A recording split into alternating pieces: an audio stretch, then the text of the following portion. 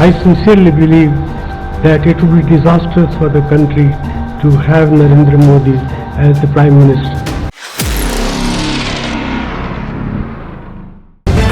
The live TV, सच सबसे आगे। प्रधानमंत्री नरेंद्र मोदी जी ने जिस भारत को उनका नया भारत बताया दोस्तों, हमारे उसी नए भारत के लिए मोदी जी ने नया शर्मनाक आंकड़ा कमाया है। विश्व आर्थिक फोरम ने भारत को वैश्विक लैंगिक समानता की सूची में हमारे पड़ोसी मुल्कों से भी नीचे स्थान दिया है। इस सूची में हम 156 में से 135वें नंबर पर हैं। वहीं स्वास्थ्य के सूचकांक में तो भारत को 146 देशों में सबसे निचला यानी 146वां नंबर ही मिला है। पूर्व प्रधानमंत्री मनमोहन सिंह जी ने इसलिए मोदी जी को भारत के लिए डिजास्टर बता दिया था 2014 में ही। नमस्कार दोस्तों, मेरा नाम है जयंती झा और आप देख रहे हैं द लाइव टीवी।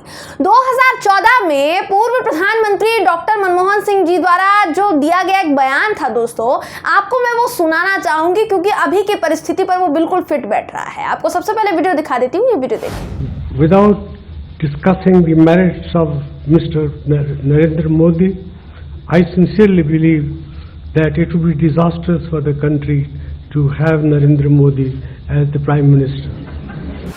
तो पूर्व प्रधानमंत्री डॉक्टर मनमोहन सिंह जी ने ये बयान 2014 यानी उसी साल दिया था जब नरेंद्र मोदी जी भारत के प्रधानमंत्री चुनकर आए थे। आज इस बयान को 8 साल पूरे हो चुके हैं। मनमोहन सिंह जी ने कहा था कि मोदी जी अगर देश के प्रधानमंत्री बनते हैं तो वो भारत के लिए खतरा होंगे, डिजास्टर होंगे। ये बात मनमोहन सिंह जी ने दूरदर्शी नजरों से कही थी। ये बात हम इसलिए आपको बता रहे हैं दोस्तों क्योंकि आज उनका कहा सच होता नजर आ रहा है। ये बात उन्होंने 2014 में लोकसभा चुनाव से पहले ही कह दी थी। मोदी जी देश के लिए ऐसा डिजास्टर बनकर आए कि देश इस आपदा में डूबता चला जा रहा है निकलने की बजाय। आप सभी को पता होगा कि मनमोहन सिंह जी देश के पूर्व प्रधानमंत्री होने के साथ साथ एक बेहतरीन इकोनॉमिस्ट भी हैं, जिनका नाम है असल में इकोनॉमिस्ट में, जिन्होंने उस वक्त ये बयान देश की अर्थव्यवस्था के संदर्भ में दिया था और आज उनका कहा सच हो रहा है। मोदी जी के नेतृत्व में देश की अर्थव्यवस्था का भट्टा बैठ चुका है दोस्तों, जो अभी आए ताजे आंकड़ों से पता चलता है। विश्व आर्थिक फोरम ने दुनिया भर में लैंगिक समानता का डेटा शेयर किया है दोस्तों, जिसमें भारत को 156 में से 135वीं रैंक मिली है, जबकि बांग्लादेश जो कि 71 रैंक पर है, नेपाल जो कि 96 रैंक पर है, श्रीलंका 110 रैंक पर है, मालदीव 117 रैंक पर है और भूटान 126 रैंक पर है। यानी हमारा भारत दुनिया में इन सभी देशों से भी पीछे है। दक्षिण एशिया में सिर्फ ईरान 143 रैंक, पाकिस्तान 145 रैंक और अफगानिस्तान 146 रैंक हासिल करके भारत से निचले पायदान पर हैं। विश्व आर्थिक फोरम का कहना है दोस्तों कि क्योंकि भारत 140 में से 140 से सीधा 135 पर आया है, 5 रैंक आगे पीछे आया है, इसलिए 16 सालों में भारत ने अपना हाईएस्ट स्कोर जो है रिकॉर्ड किया हो। लेकिन भारत अलग अलग मापदंडों पर सबसे खराब प्रदर्शन करने वालों में से एक बन गया है। भारत में 662 मिलियन की महिला आबादी है, इसलिए भारत की इस रैंकिंग का असर भारत की क्षेत्रीय रैंकिंग पर भारी पड़ेगा। इसके बाद सवाल ये खड़ा हो रहा है कि क्या भारत की मोदी सरकार महिला विरोधी है? क्योंकि लिंग समानता में ये जो डेटा है दोस्तों, ये बिल्कुल चौंकाने वाला है। लेकिन विश्व आर्थिक फोरम ने सिर्फ इसी एक डेटा के जरिए भारत को झटका नहीं दिया है, बल्कि इसके अलावा स्वास्थ्य सूचकांक में हमारा जो नंबर है दोस्तों 146 में से 146 है। वहीं श्रमिकों की भागीदारी तो महिला और पुरुष दोनों की ही कम बताई जा रही है, वो दोनों की ही कम हो चुकी है, लुढ़क चुकी है। मतलब भुखमरी और गरीबी के मामले में भारत सबसे नीचे।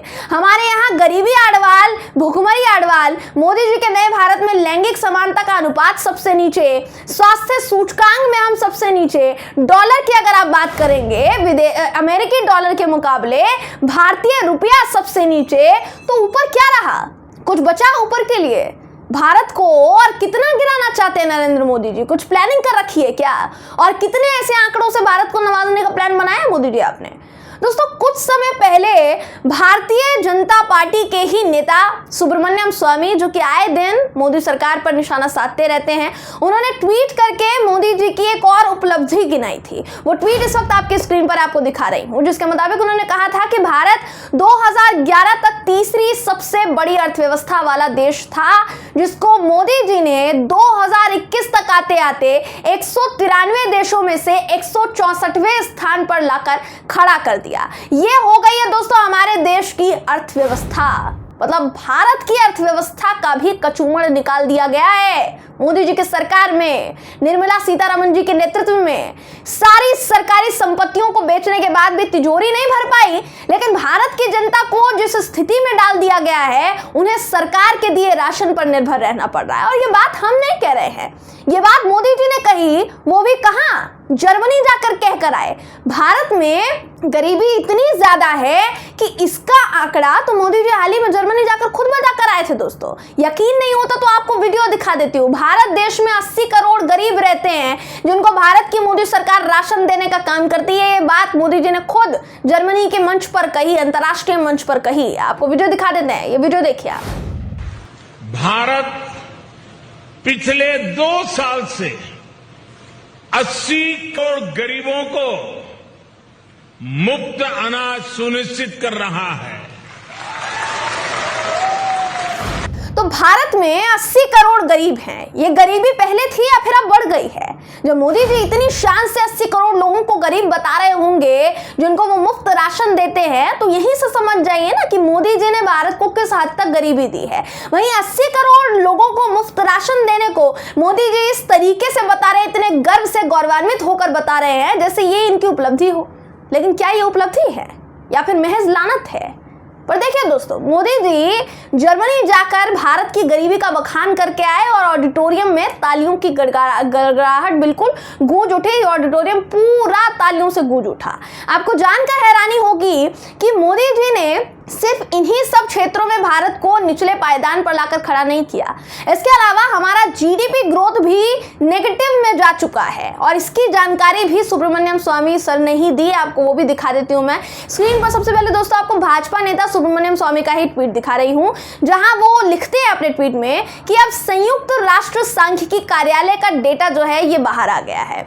भारत को मिले आंकड़ों के आधार पर संयुक्त राष्ट्र ने 2020 से 22 के लिए भारत की जीडीपी विकास दर का अनुमान नकारात्मक के रूप में लगाया है, यानी हमारा जो जीडीपी ग्रोथ है वो नेगेटिव में जा चुका है। इनके अलावा वर्ल्ड बैंक के चीफ इकोनॉमिस्ट रह चुके हैं, फॉर्मर चीफ इकोनॉमिस्ट रह चुके हैं कौशिक बसु साहब, उन्होंने भी ट्वीट कर ये जानकारी दी। दोस्तों उनका ट्वीट भी इस वक्त आपकी स्क्रीन पर है।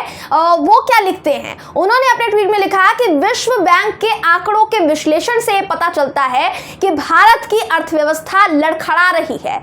2020 से 22 में वार्षिक वृद्धि 0.8% है। ये चीन, वियतनाम, बांग्लादेश समेत कई देशों से कम है। ये बहुत हिट करता है क्योंकि भारत के पास बहुत ताकत है, बस ये प्राथमिकताओं के गलत होने का परिणाम है। यानी प्रायोरिटी सही नहीं है हमारे देश की सरकार की। यानी भारत की जीडीपी ग्रोथ रेट भी नेगेटिव है। अब आपको जरा भारत की करेंसी का हाल भी बता देते हैं दोस्तों, ये भी मोदी जी की ही देन है। भारतीय रुपया एक अमेरिकी डॉलर के मुकाबले 79.88 रुपए के रिकॉर्ड निचले स्तर पर बंद हुआ, यानी 80 रुपए के करीब करीब पहुंच चुका है। इतिहास में पहली बार भारतीय रुपए की स्थिति जो है दोस्तों ये इतनी खराब हो चुकी है। ये भी मोदी जी की ही देन है ना।